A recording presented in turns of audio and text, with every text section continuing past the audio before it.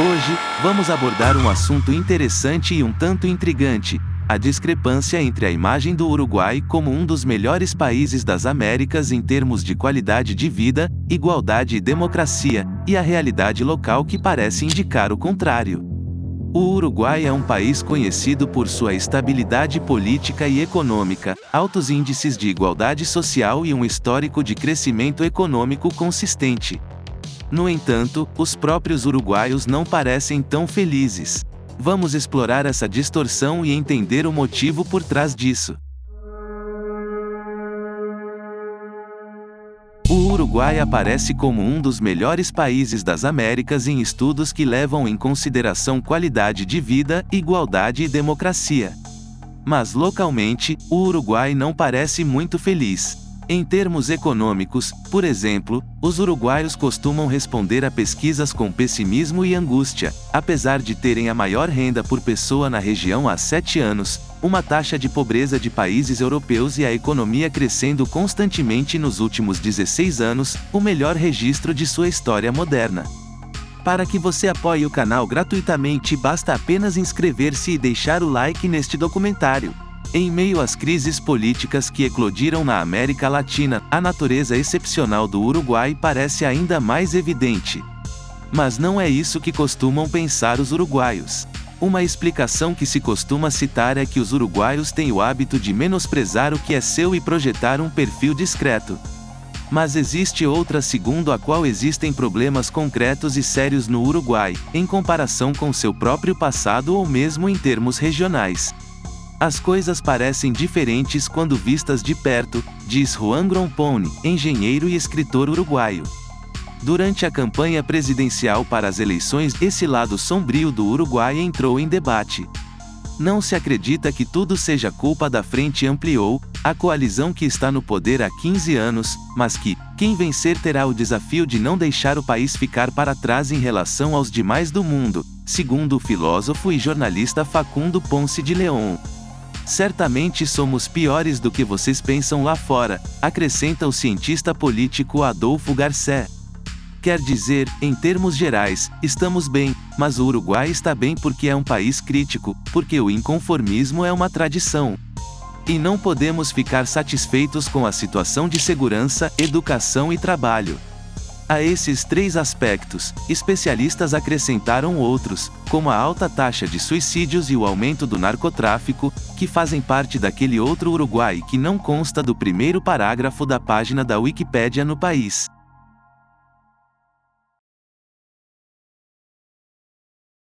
O Uruguai tem a segunda maior taxa de suicídio na América Latina depois da Guiana, segundo a Organização Mundial da Saúde.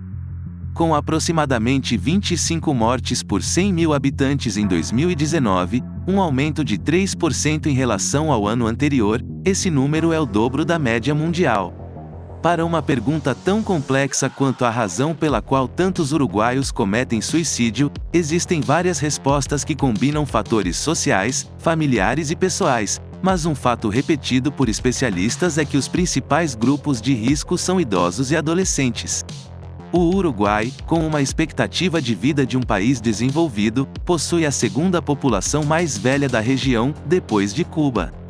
Os críticos dizem que os sistemas de acompanhamento público são insuficientes e os incipientes e privados são muito caros.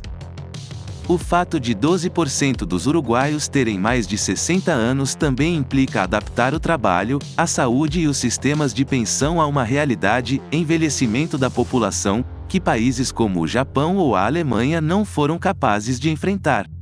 A outra população em risco de suicídio no Uruguai também faz parte de uma situação social vulnerável, 1 em cada 5 crianças nasce na pobreza. Além disso, estudos locais descobriram que 60% sofrem algum tipo de abuso e as taxas de dislexia, obesidade e déficit de ferro são comparadas às de países 3 vezes mais pobres, segundo dados do Ministério da Saúde. As crianças não têm voz no Uruguai, diz Gonzalo Frasca, pesquisador e renomado designer de videogame com conteúdo político e educacional. Se você não conhece seus desejos e necessidades, se não os ouve, não pode forçá-los a estudar da mesma maneira que não pode forçar alguém a se apaixonar, acrescenta. É difícil estabelecer relações casuais, mas o que foi descrito acima é somado ao fato de que o abandono escolar no Uruguai é um dos mais altos da região. Apenas 40% dos estudantes que ingressam no ensino médio concluem esse nível. Desde os anos 50, o sistema educacional mais inclusivo e bem-sucedido da América Latina começou a ficar para trás, dizem os especialistas. O problema da educação foi tratado com aumentos no orçamento e, por 10 anos, com um esquema para fornecer a cada professor e aluno um computador, o Plano Ceibal. Mas não basta, de acordo com Frasca, estar à frente da educação continental criou um conformismo que eliminou a autocrítica. O Plano Ceibal nos levou de volta à liderança regional inovadora, o que é bom, mas nos deixou tão satisfeitos que esquecemos de lidar com outros problemas educacionais sérios. A ditadura, 1973 a 1985, preocupava-se particularmente com a educação, mas isso gerou um estresse pós-traumático na esquerda e na intelectualidade, que consideravam que a maneira de proteger a educação era por meio da política. E de tanta proteção acabaram por sufocá-la, explica o acadêmico. Por ter sido tão boa, paradoxalmente, a educação no Uruguai hoje é a mesma da primeira metade do século e sua modificação implica processos políticos complexos, burocráticos e políticos longos, concordam os analistas. O Uruguai nunca superou a exportação segundo dados oficiais, cerca de 3,5 milhões de pessoas vivem no Uruguai, enquanto cerca de 500 mil uruguaios vivem no exterior. A fuga de cérebros é outro problema para a educação, porque a capacidade de ensino e pesquisa é perdida. Mas isso também tem impacto no emprego, porque dificulta a modernização do sistema de produção em um país com uma tradição de exportação de carne e produtos agrícolas ameaçada pela automação. O Instituto Nacional de Estatística informou que o desemprego no ano passado foi de 9,8%, a taxa mais alta desde 2007 e, segundo o Banco Mundial, uma das mais altas da América Latina. Desde 2014, vimos uma desaceleração da economia, que cresceu, mas houve setores que entraram em recessão, como construção e partes de indústrias, diz Laura Raffo, economista e consultora. Nesse cenário, muitos empreendedores reduziram a disposição de contratar, acrescenta.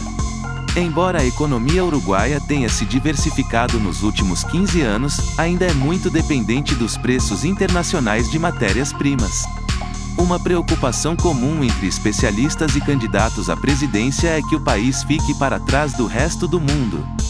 Ninguém diria que no Uruguai não precisamos de um treinamento melhor, especialmente técnico e digital, para preparar a mão de obra para o mundo no qual todas as empresas estão entrando no mercado de trabalho, conclui Raffo. A calma que destacou o Uruguai nos últimos 30 anos parece ter sido interrompida na última década. Somente em 2018, os homicídios aumentaram 45%, os roubos com violência 53% e os sem violência 23% em relação ao ano anterior, segundo o Ministério do Interior.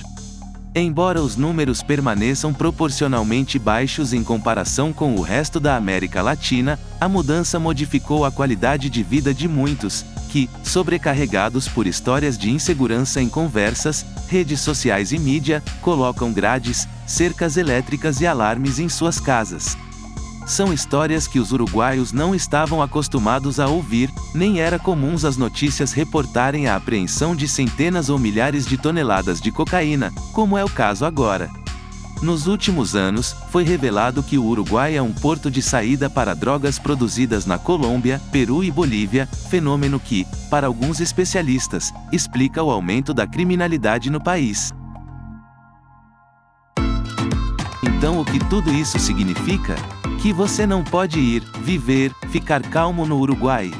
O Uruguai continua sendo um dos países mais seguros, prósperos e iguais da América Latina. No exterior ainda existe uma imagem levemente idílica de um país das maravilhas. É verdade que se nos compararmos com o Brasil e a Argentina, há uma estabilidade institucional e econômica aqui, diz Ponce de León. Frasca acrescenta: ou por causa do snobismo e do racismo, nossa cultura sempre preferiu se comparar à Europa. Portanto, se um vizinho do Brasil ou da Argentina vier invejando nossa situação política, ainda reclamaremos porque não os usamos como referência. Há também um componente histórico. Segundo Garcés, fomos educados com a ideia de que na primeira metade do século XX houve um tempo de glória. Então sempre houve o desejo de recuperar os tempos perdidos, na política, na economia, em cultura e futebol. Nem país perfeito nem país fracassado, é o Uruguai, apenas. Se gostou deste documentário, deixe seu like e inscreva-se no canal para não perder os próximos conteúdos. Obrigado por assistir até aqui. Fique com esse documentário que fala sobre esta ilha que vem crescendo e vai dominar o polo industrial no mundo da tecnologia, e muitos países não estão satisfeitos com essa evolução toda. Te vejo lá.